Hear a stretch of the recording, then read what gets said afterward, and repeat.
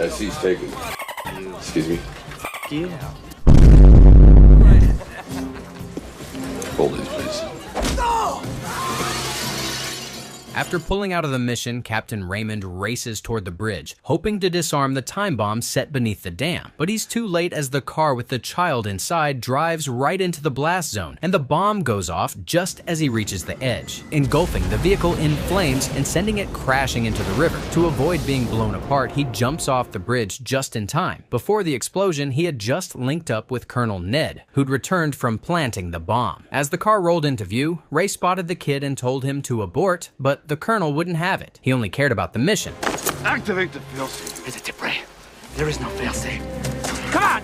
Not the collateral damage. Later, at the shore, the colonel waits for him and lashes out, accusing Ray of insubordination and disrespect. He slaps him, then kicks him to the ground with a gun in hand, barking orders like he's still training him. But the captain snaps and tackles him, landing heavy punches until the colonel bleeds and can barely move. Raymond makes his way to a phone booth by the beach, pulls out a disc, and slides it into a pocket PC. A number flashes on the screen and he dials, then a woman answers. When you kill those three bastards, I like your voice. Her voice is calm, like she expected the call, and she reminds him the offer still stands. 3 targets wiped out with explosives. He turns her down again, says he won't do it, even though it's what he's good at. She doesn't understand why he keeps calling if he won't take the job, but she also admits she likes hearing his voice, and he feels the same. As he walks away from the beach, a stray cat follows him and he tries to ignore it. But when the bus pulls up, he grabs the cat and brings it along. He finds her later at a cemetery watching from a distance as she drops flowers at a headstone.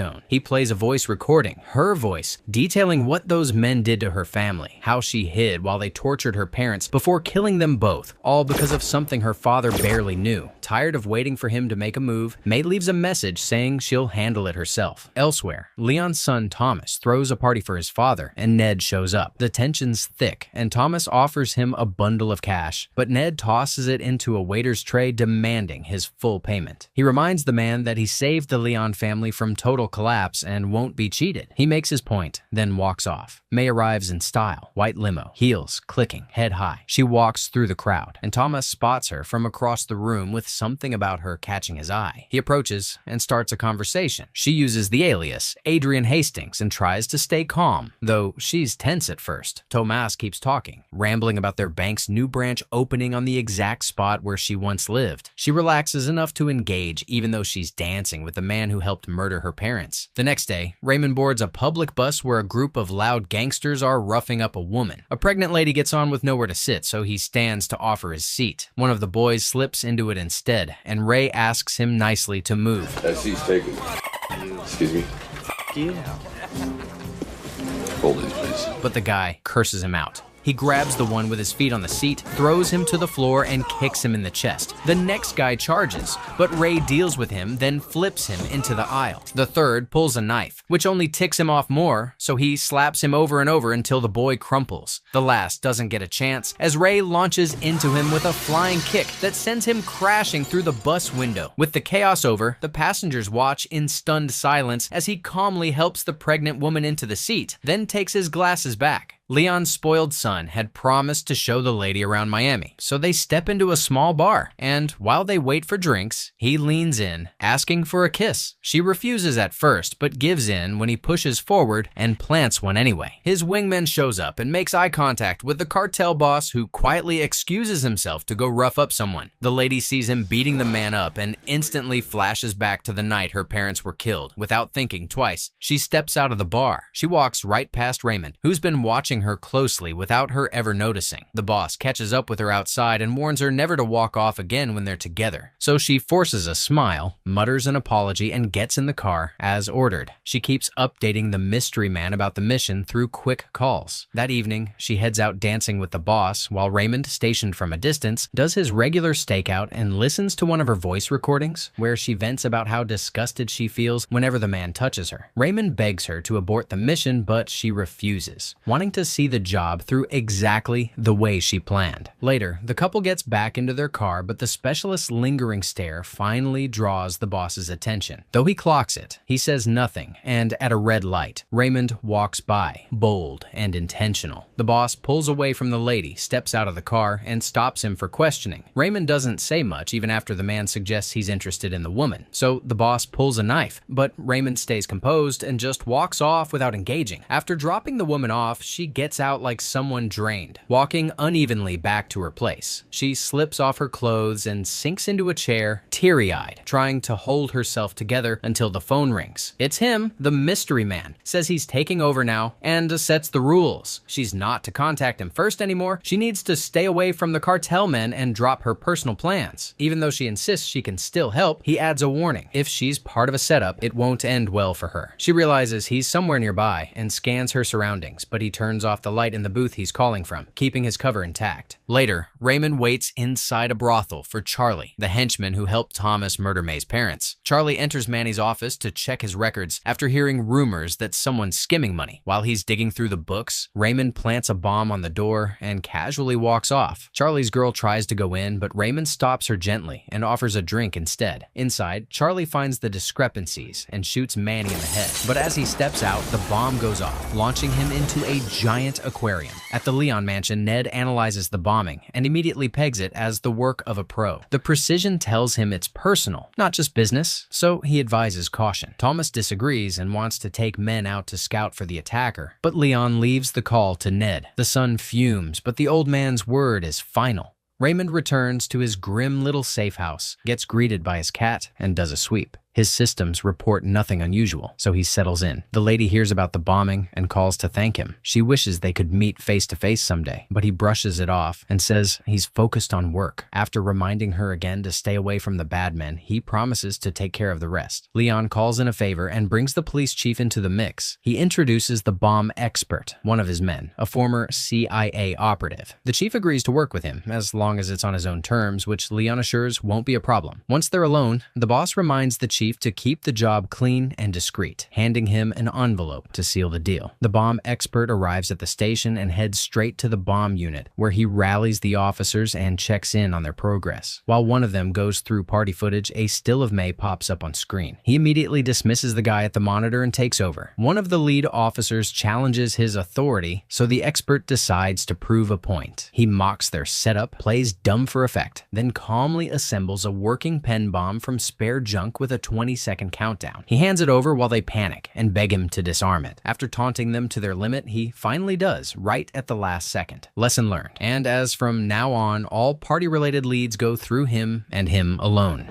The partners fly a chopper to Leon's beach house for a little stay over where the man sits at the foot of his lover, adoring her and feeling her skin. It's torment for the lady, who slips back in time to when her parents were tortured and shot by the late henchman, her present lover, and Leon's accountant. That same accountant has just finished with a hooker at the brothel. At the reception, he's teased about bombs and he waves it off, but still hesitates before getting in the elevator, though he takes it anyway. At the parking lot, he bends low to check for any threat and finds one fixed under the car, so he rips it out, suspects foul play, and tells the attendant to park it properly while he quietly slips behind a pillar just in case there's a blast. The car moves, but doesn't blow up, so he takes over from the boy and hands him the disarmed device. He doesn't notice, but Raymond's been lurking the whole time. The accountant drives to the exit point and inputs his code into the terminal, where a countdown kicks off, but he doesn't catch it in time. When it hits 0, the screen flashes a goodbye message, and the whole thing goes up.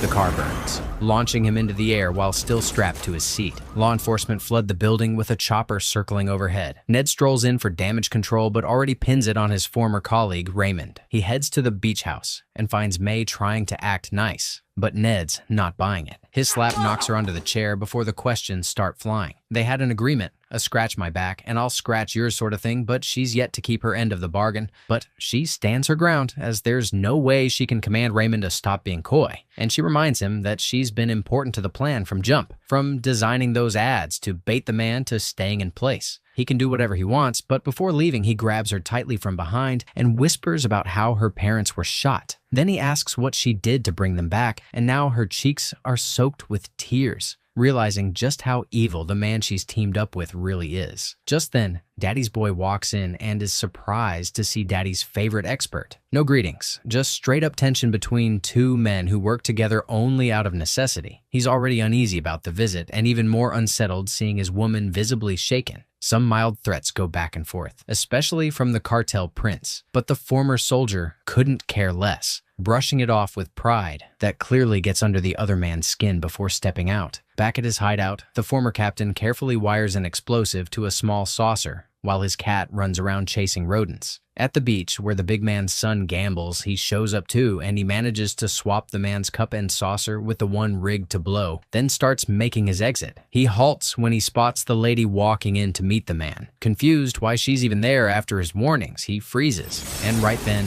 the thing goes off, knocking both of them to the ground. While everyone scrambles away, he runs toward the blast, but is held back by security. The expert rushes to the scene, impressed by how clean the job was, and he can't help but admire Raymond's sleek execution as the man watches from a distance. When the dust settles, he heads to a phone booth and rings her line, but gets no answer, so he walks away from the booth, clearly hurt. The old man mourns his son, who didn't make it out of the blast, and the expert shows up to give his condolences, but gets barked at instead. He's blamed for not protecting the boy, though he insists the late man was too stubborn to follow simple instructions. The grieving father doesn't want excuses. All he wants is the killer found, and that's in order. Still unsure about the lady's fate, the man behind the bombings breaks into her apartment and searches the place. He stops at the dress on the bed, holding it for a moment like he misses her. News spreads fast that Adrian Hastings is dead, reportedly taken out in the same explosion that ended the cartel heir's life. Back at his place, the man opens his computer and finds one of those old ads she used to send. That alone tells him she's still alive, so he races to a nearby phone stand and dials the number. A woman picks up at the police station, and now Ned's sure he's finally fished out the mystery man. The lady officer, taking instruction from the expert, pretends to be May's associate and asks for a meeting, but the man shuts it down instantly. Something feels off, so he follows his gut and asks for Ned directly. The man refuses to speak, but his name echoes through speakerphone while Raymond fires back about his disgraceful exit from the agency for breaking protocol. That hits a nerve, and the expert explodes over the line, shouting about Raymond's own body count and how he even killed a bystander once. He promises to end his former colleague's life, but Raymond's done wasting time, so he hangs up, ending whatever lead they had to trace him. Ned flips out, smashes the room, and starts barking at the officers. The specialist suits up and heads to the funeral, but the eulogy doesn't match May at all, so he walks up to the casket and opens it. It's an old lady inside, so he turns and spots her slipping in from the side. He follows her out and catches up, and when they meet, he disarms her just in case, but she's calm, pointing out she just wants to see him, making him lead her out quietly. Ned, catching wind of foul play, storms the funeral, doubting it's May. With a gun pointed, he forces the priest to open the casket, and when they do, it's someone else entirely, so he loses it, furious that he's been played again. Meanwhile, the two lovebirds head to a hotel. After all the back and forth, all the calls, all the emotion, they finally give in. They kiss hard, strip down, and soon she's on the bed, twisting and moaning with every touch. They move to the bathroom and keep going, her body against the bare floor, the shower pouring over them while he keeps at it. She mentions how she needed to look Tomas in the eye before his death, even though it put her in harm's way. She also needed to fake hers to get the cartel off her back. By morning, Ned's associate is at the hotel, flashing Raymond's and May's pictures at the front desk officer, even as the lady confirms their presence. In the room, he steps out from the shower to find her gone, with a note warning him to trust her less. Her exit from the hotel is cut short when she meets the expert at the lobby. She begins rambling about putting up an act,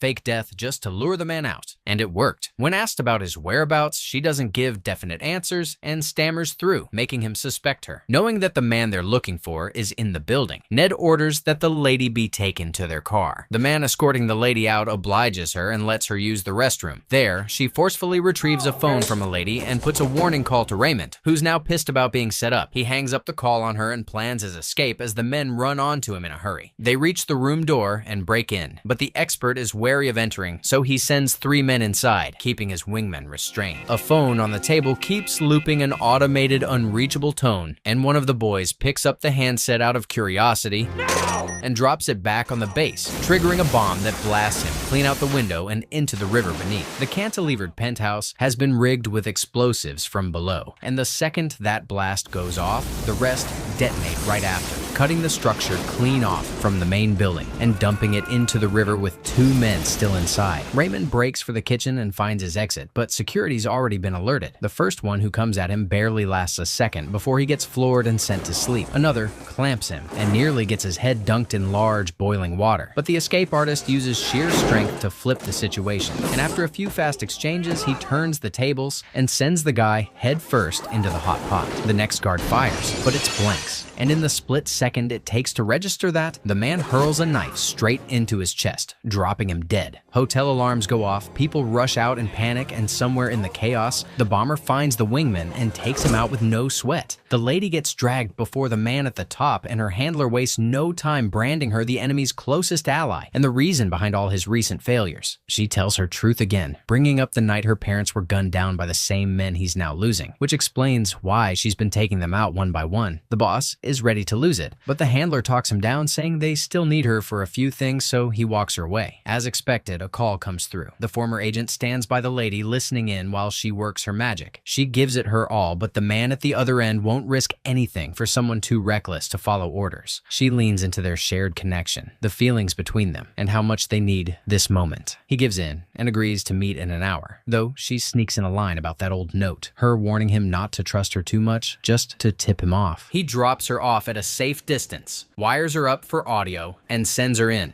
He jokes about what kind of good time they'll have once this is over, but May isn't having it, punching him, insisting that she's his only way to get what he wants, and he better start realizing how important she is. He raises a gun, but of course he doesn't pull it. Instead, he shoves her forward and tells her to go meet the man. As she walks away, he radios his men at strategic angles and warns them to shoot her if she tries anything slick. She enters the seafood store, and before long, her microphone picks up Raymond's voice. The expert listens in, but in just a flash, the entire place explodes. Buildings nearby shatter from the shockwave, and chunks of crab meat rain down over his head. Knowing who they're dealing with, they search the whole block, but find nothing. Meanwhile, the new lovers are drifting on a boat, the lady resting her head gently on his shoulder. The bomb squad regroups and starts breaking down phone call patterns, trying to figure out where most of the enemy's calls have come from. They play back conversations between the two, and using ambient sounds, the expert draws out the most likely route his rival operates from. He heads to a restaurant along that route to question the owner, but the guy doesn't remember anyone like that. His only hope is the delivery boy, the only one who might recognize the face. Back at his hideout, the lady says she wants out, but he won't let her leave just yet. She's fired up again, determined to go after Leon after learning he was the one who ordered her parents hit. He tries to slow her down, saying these killings won't bring peace, but she won't hear it. He holds her arm and begs her to stop, and after a moment she relents. Just before things take a turn, sirens start wailing, choppers hover overhead, snipers take positions, and armed men begin their breach. The delivery boy's given up the address. Raymond begins triggering his fail-safes, and from the inside, he hits the first target, a bomb squad truck parked outside, sending shockwaves across the perimeter and putting everyone on alert. Their leader calls off the immediate assault, knowing how sensitive the layout is and not wanting to lose anyone to an accidental detonation, as he still wants them taken alive. Knowing how his old student operates, he figures the man's got at least 3 escape paths and likely dozens of traps. He breaks through the perimeter with an explosion and storms in. Before the pair can flee, the former agent cuts them off from a distance, holding them at gunpoint. He breaks the news. Her cigarette pack is wired with explosives, and the slightest twitch could blow her to bits. He doesn't care much for her anyway. His prize is the man, and bringing him in would mean everything to the boss. He launches into a rant, all about how they used to be the best at what they did, until Raymond threw him under the bus with that agency report for being too unstable. He's never forgiven it, and now this is payback. He inches closer, still ranting, but steps on a pressure plate and the trap goes off in his face, launching him into a wall. That fall triggers a second charge, blasting him across to another corner. Raymond tells her to slide the cigarette pack over very slowly, making sure it doesn't go off. Once he gets it, he tells her to run, then tosses the pack just far enough before it erupts a few inches from him. He rushes toward her through the smoke. The failsafe countdown begins, and the voice automation echoes through the bunker. With seconds left, the two and their cat squeeze inside just before the whole building gets blown sky high. The blast knocks the tunnel halfway in, in, and small bursts chase them as they scramble out, but they escape just in time, with cops ducking for safety outside. News headlines declare all three, Ned, Raymond, and the lady, dead in the wreckage. Back at the estate, Leon thanks God for finally ending the nightmare, but just then, the butler gets handed a small parcel. It's a necklace with a pendant, and he opens it and sees a photo of the lady and her parents. Then he hears it, the faint but unmistakable beeping of a countdown. He barely has time to scream before it all ends in a violent blast. Watching from a distance, the new lovers shut off the feed and hop into their car. She feels like she's breathing again now that her family's been avenged, so they drive off laughing and kissing, with nothing left to hold them back.